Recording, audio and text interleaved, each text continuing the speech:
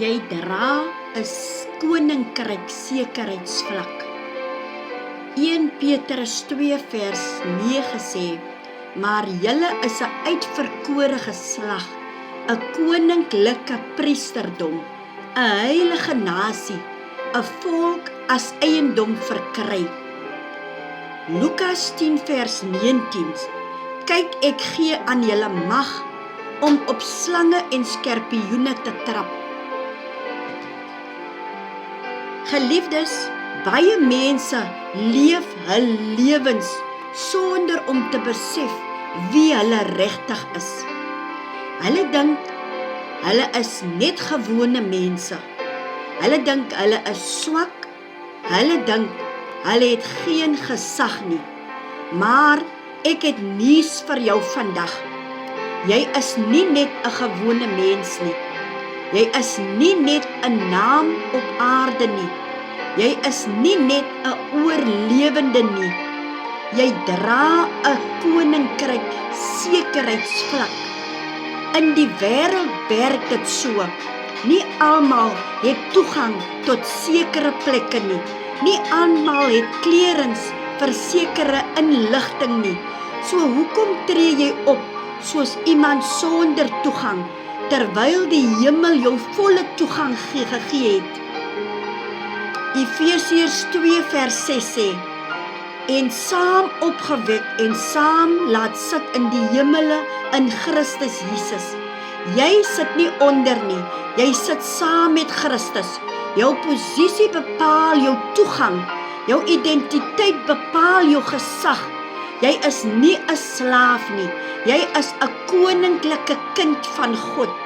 Wanneer jy bid, wanneer jy praat jy nie net nie, jy spreek vanuit 'n hemelse posisie. Matteus 13 van vers 11 sê, aan julle is dit gegee om die verborgenhede van die koninkryk te ken. Daar is dinge wat die wêreld nie verstaan nie.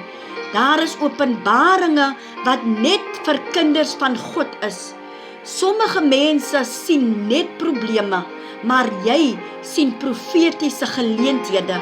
Sommige mense sien chaos, maar jy sien God se plan. Hoekom? Want jy dra 'n koninklike clearance level.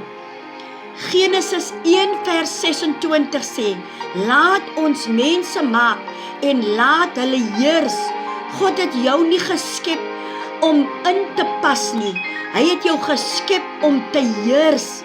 Jy moet oor jou situasies praat. Jy moet oor jou siekte praat. Jy moet oor armoede kan praat. Nie in jou eie naam nie, maar in die naam van Jesus Christus. Markus 16 vers 17 sê, en hierdie tekens sal hulle volg wat glo.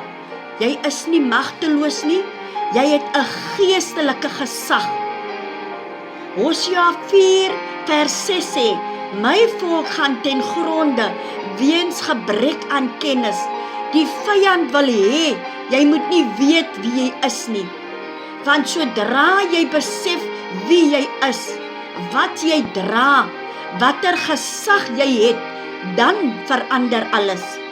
'n gelowige met 'n openbaring is gevaarlik vir die hel. Psalm 24 vers 3 tot 4 sê, wie mag klim op die berg van die Here? Die wat rein hande en 'n suiwer hart het. Ja, jy het toegang, maar jy moet reg leef. Clearance kom met verantwoordelikheid. Toegang kom met heiligheid.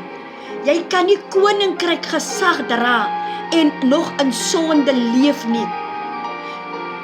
Sê dit saam met my, ek is nie 'n gewoon nie.